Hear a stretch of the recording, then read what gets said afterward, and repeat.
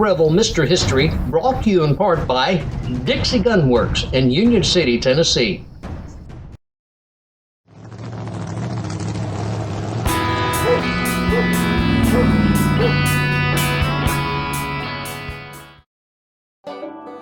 Hi, I'm Rick Revel, author of In the Hills of Tennessee, Civil War novel about Jack Henson. Some of my storyline takes place in a region known as the land between the lakes. A good portion of that region is in Stewart County, Tennessee. I've been asked by Stewart County Tourism to show you what our neck of the woods is like and what makes it some kind of special. Here at the 1850s home place, you get a chance to go back in time and see what it's like for farmers such as Jack Henson and see how they chiseled out their living in the hills of Tennessee. So join me now for a quick tour of the 1850s home place.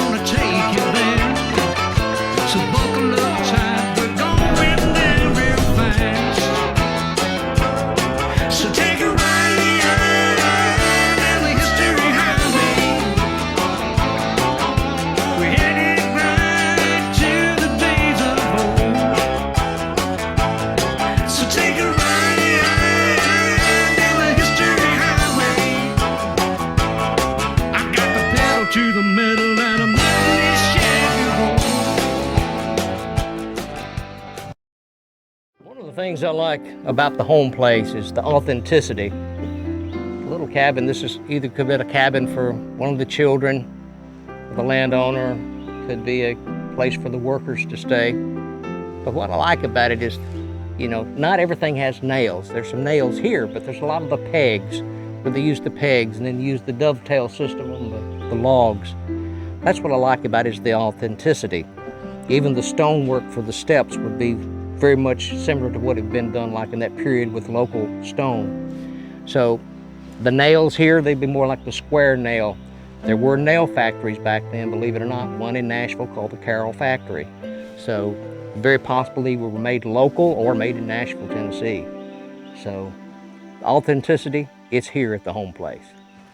We all have heard of Abraham Lincoln. He was a rail splitter. This is what he was a rail splitter for. Making split rail fences. Cumbersome job, a lot of labor to it. The farm here at the home place, it's covered these split rail fences. One of the most beautiful things you'll ever see is a picturesque landscape.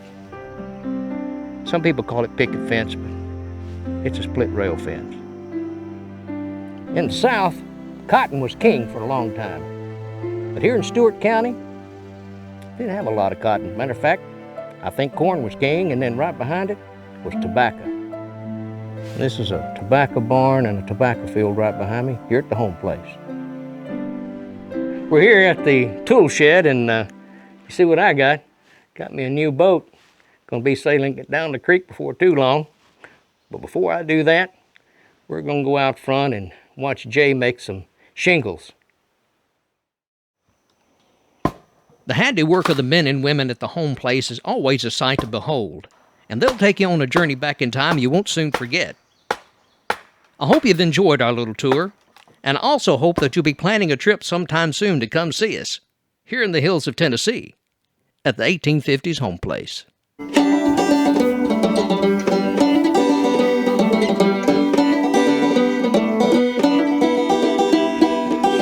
Lord, won't you hear me when I pray? Lord, won't you take me to a better day? When life was simple here in the hills, hills of Tennessee. No, no, no, no, no, no, no, no, no, no, no, no, no, no, no, no, no,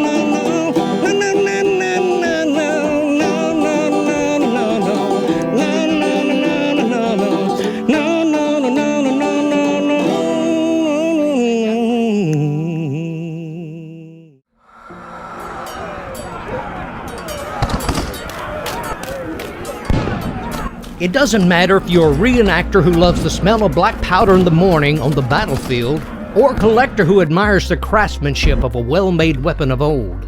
Dixie Gunworks has a Pedersoli just for you. And not only does Dixie Gunworks have a warehouse full of Pedersoli reproduction firearms, they have an incredible collection of antique firearms. Inside the pages of their huge catalog, you will find gun parts, shooting accessories, reenactor clothing, camping supplies, and even some big guns if you like to burn a lot of powder. Dixie Gunworks is located in Union City, Tennessee.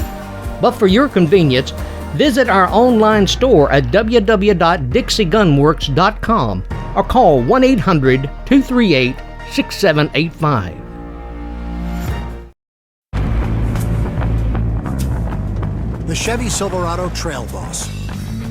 When you have a 2-inch lift, when you have Goodyear Duratrack tires, when you have Rancho shocks and an integrated dual exhaust, when you have all that, the last thing you'll need is a road. The Chevy Silverado Trail Boss, ready to off-road, right from the factory. Out here, each new day is an opportunity to enjoy what's around you, to take pride in your land, to fire up reasons to be together, to collect new memories, and grow in fresh ways. You live life out here to the fullest. So in more than 1,900 communities, we're here with everything you need to bring on the new day, and with the services that make shopping easier than ever. Tractor Supply, everything you need for life out here.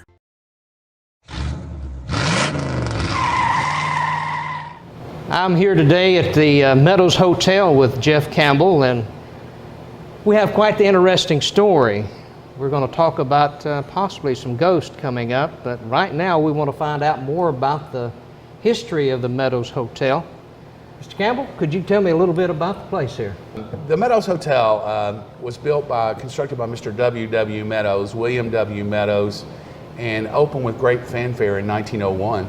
And Mr. Meadows was quite the entrepreneur and the businessman. He was from a little town called Garland, Tennessee, about 15 miles from here, and he had a small dry goods store. He had gone to college. He was from a middle class, and he had served with distinction in the Confederate Army. And he began his business career. He found out that the railroad main line was coming through Fulton, Kentucky, and so he closed up shop, relocated to Fulton, saying that wherever the railroad went, certainly prosperity would follow. Right. So fast forward, in 2016, I was fortunate enough to acquire this old building, and not knowing what I was really going to do with it. And on the day I closed, I walked in, went upstairs, and there were still original rooms intact that hadn't been touched since 1933, when the big fire hit and destroyed most of the building. But this part was intact? But this part was still intact, but it had since been turned into an auto parts store. Okay. On opening weekend in 2017, we're all here, we're all busy getting ready for the Monday opening, the gala, and my housekeepers were the first to report disturbances within the building. Some kind of disturbances? Yeah, disturbances like they would clean a room, it would be perfection, immaculate, just like we had instructed our guests to walk in and see it. They would forget a roll of toilet paper. They'd run down the hall, get the roll of toilet paper, come back, and the room would be in shovels. Duvet covers thrown off the beds, pillows thrown on the floor. You're kidding. No. And so they said, Jeff, there's something weird happening in this building. I'm like, oh, that's one of your fellow housekeepers. They're just playing a trick on you. Sure, that's what you'd think. Right. I've never had any paranormal experience in my life. So I was like, it's just a joke being played on you, Sarah. And she's like, I don't think so. Well, those occurrences kept happening. And then we would hear footsteps in the hallways upstairs. Particularly at night. my employees who would be here, or if I would be here, we'd hear footsteps up and down the main corridor of the upstairs. And then there were some disturbances and noises and clanging and banging in our kitchen, which is right behind this bar, only late at night. And so I had spoken about it to a few friends and not sure what was going on. And he said, well, I know this lady who's a psychic. Let me bring her by. And I said, okay. So he did. She spent a couple hours here, and she picked up two spirits, Ben and Ann. Wow. Ben was the shoe shine man at the Meadows Hotel for 40 years, working for Mr. Meadows. Wow. And he would walk the halls at night, and if people wanted their shoes shine, they left them out by the door. He was the man to do it. He was the man to do it. And he would pick up their shoes, take them and shine them, and then deliver them back by the door before they awoke the next morning. Wow. And she said that Ben was a very distinguished, elderly, African-American gentleman that worked here all of his life and loved the Meadows. And so when he died, his spirit didn't want to leave, and so it stayed. Right. Our second spirit, her name is Ann, and her story is completely different. She was from a very prominent white family of the day, one of the founding families of Fulton, grew up in a very large home, and so when she passed, her spirit inhabited the family home. Right. In the late 1970s, that old home got in bad shape and was torn down. So her spirit had to find another place to reside. So she came to the only other place where she was happy in her youth, and that was the Meadows Hotel where her debutante ball had been held. Right. And so Ann only haunts us, if you will, upstairs. She will not come downstairs. We don't know why. But she's our fit thrower. She throws fits, and she's responsible for the duvet covers and the pillows being thrown in the rooms. She has the tantrums. All of this came from the psychic. Right. Ben also, to make extra money during Prohibition, it was documented that he would bootleg bourbon out the boiler room door of the back of the Meadows Hotel. Here? At this location? Wow. And he loved bourbon. And I can tell you, at one night, I was closing the bar myself. Okay. And I took a shot of bourbon. Right. And I thought of Ben. And I don't know if it was a joke or if I meant it, but something. And I decided, so I poured a second shot, and I said, Ben, this one's for you. So I locked the bar doors, and I went home. I can tell you the next morning when I came back, the shot glass was empty. Did Ben drink it? It's a mystery we'll never know. And that's the mystery of the Meadows Hotel.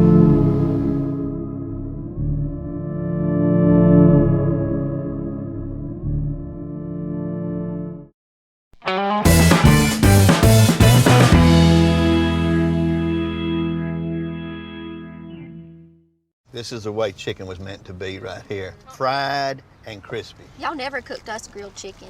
Nah, I didn't know what grilled chicken was. I probably got 30 years old. Sonic Chicken Slinger. Some good chicken. Burger or grilled cheese? Grilled cheese. Burger. I went with crispy tenders and the tots. It's patty. Really fresh. I'm gonna try to chow this thing down before I get to the wrapper. Sonic Wacky Pack. When I went to State Line Ranch and Home the other day, Howdy, partner. Stick 'em up. I got jumped by a couple of desperados, and I chased them all over that huge store. I chased them through the boots and hats, and then I lost them somewhere in the saddles and horse tack. Reckon you folks ought to know you got a couple of young desperados somewhere loose in your store. Don't know where they got off to, but you do have a nice store. Good seeing y'all. Come to State Line Ranch and Home in Hazel, Kentucky. Hey, buddy, why the throwback uniform? Well, boys, you see, it's to celebrate the glory days, the pride, the passion, the tradition. Wow, what could be better than wearing a throwback uniform on game day? How about throwing back a green and gold citrusy sun-drop soda in a throwback bottle while wearing my throwback uniform on game day? The pride, the passion, the tradition. Throwback a green and gold sun-drop today.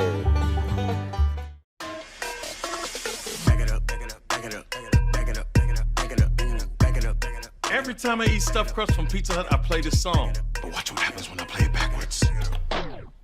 Eat original stuffed crust backwards. What did you say, Record? 3 toppings, just $11.99. Amazing. Back it up, back it up, back it up, back it up, back it up, back it up. The original stuffed crust, just $11.99, only from Pizza Hut. No one out Pizza Hut. No one, no one, no one, no one, no one, no one, no one, no one, no one, no one.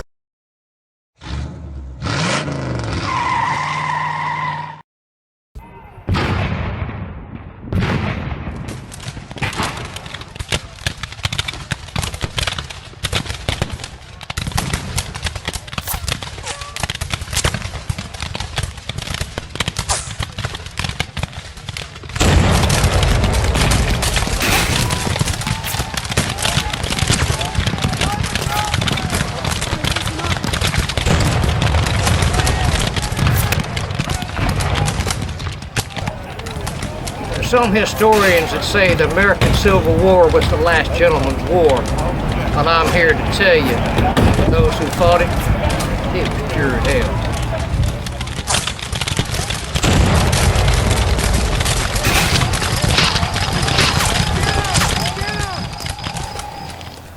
Back in the 1950s, President Dwight D. Eisenhower signed a bill to make the centennial of the Civil War a national event.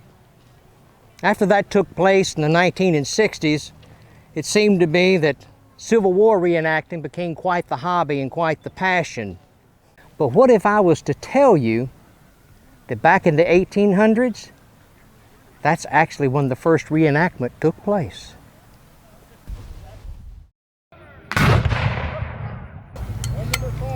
The American Civil War was one of those type of wars that was very innovative.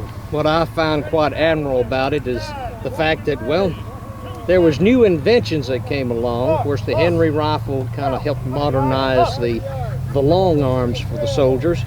But in the artillery world, there was something that happened that was quite remarkable.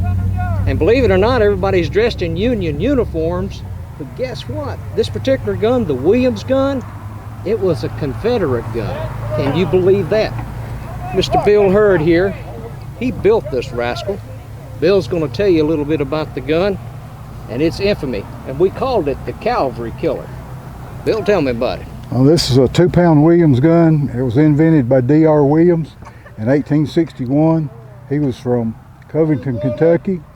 He took this to the Confederate Ordnance Department. They commissioned 30 to be made. And that's how many we know for sure were made.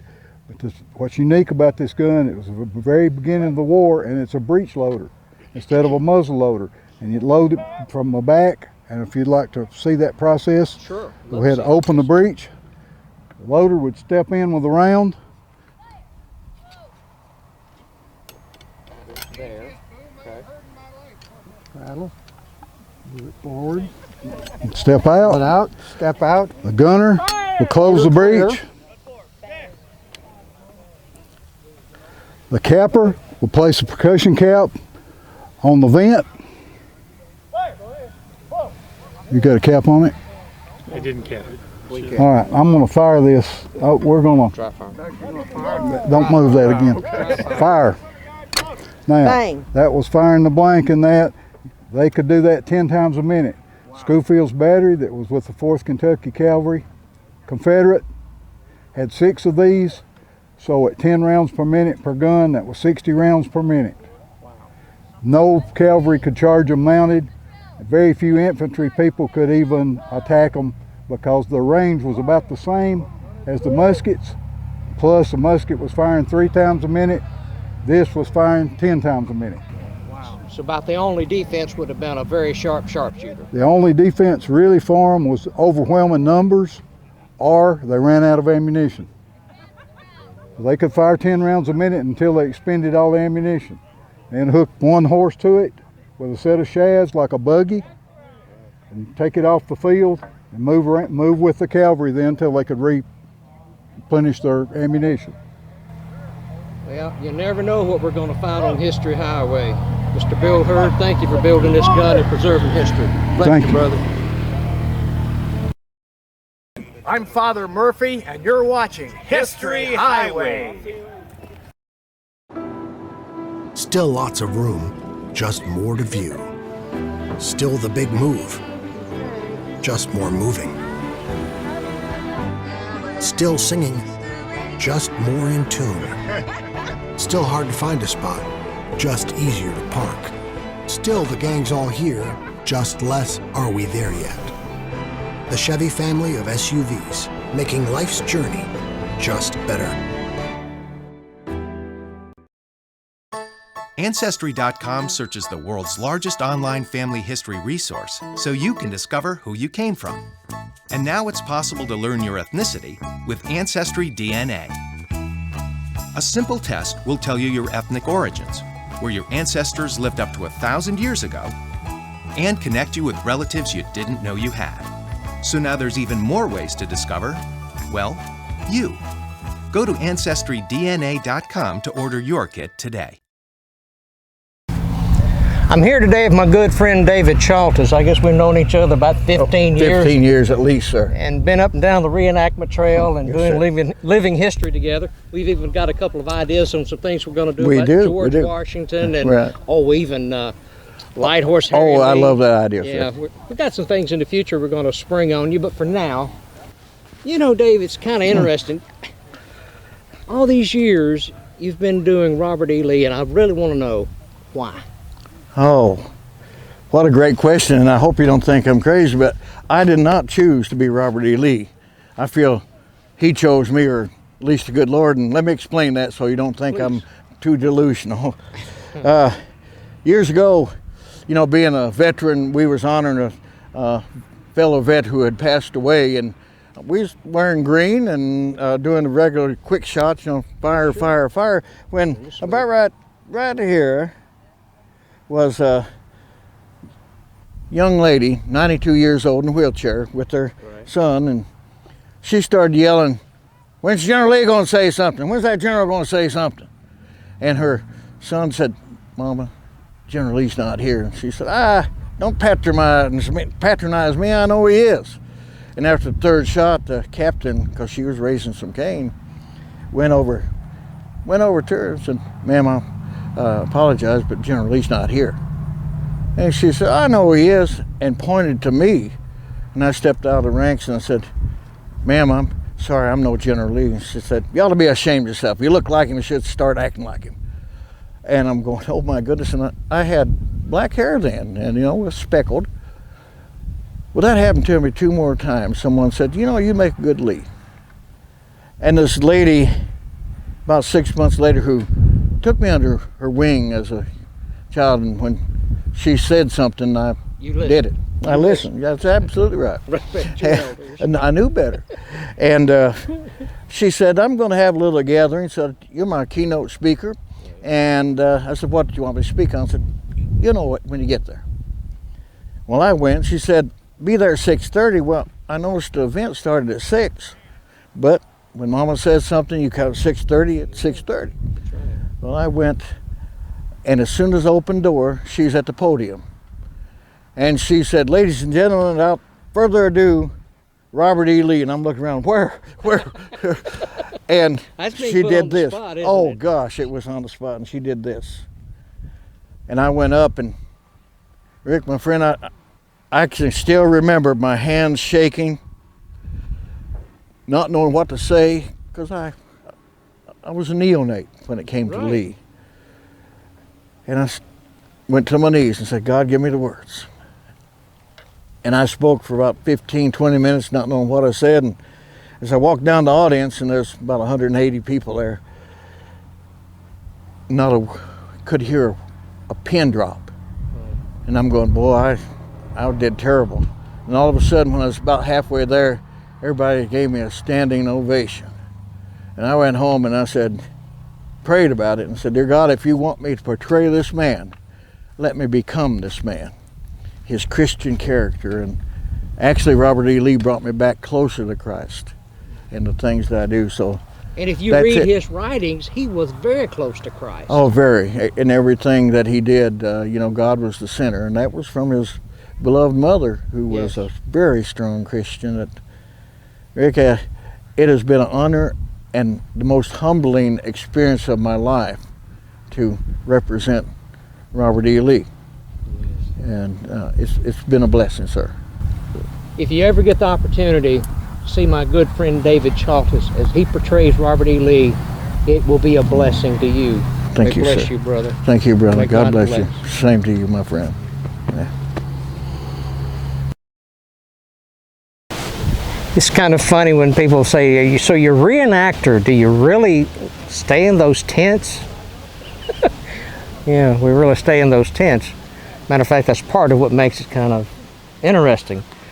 Remember one morning, I think it was down at Grand Junction, Tennessee, it got so cold and I woke up the next morning, the water had frozen in my canteen. So yes, we stay in the tents.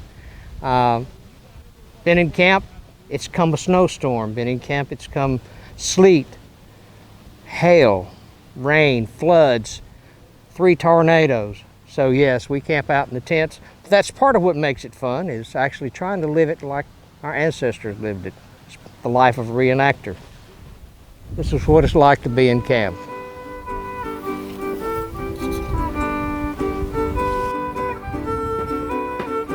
Everybody sing.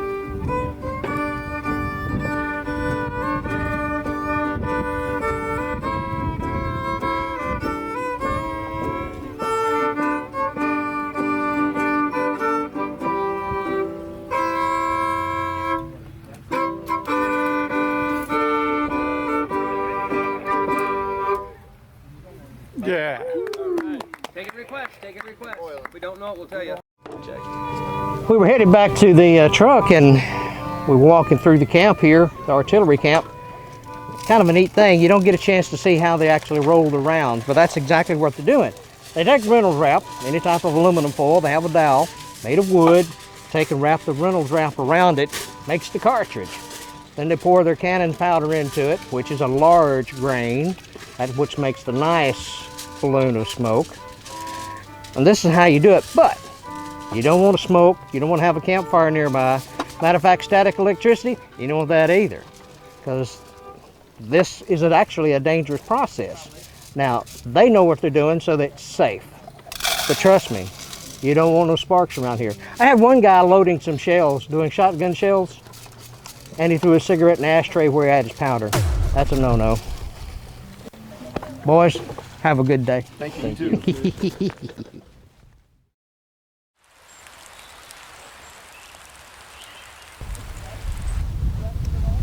This reenactment they've had this weekend, it actually has taken place on the same hallowed ground where it took place about 155 years ago. But they're not going to allow us to have the battles here any longer. This becomes federal property on January 1st of next year. So when that takes place, there'll be no more battles here. The grounds will grow silent once again, and the sounds of the heroes will be silent once again. So come pay them homage here at Mill Springs.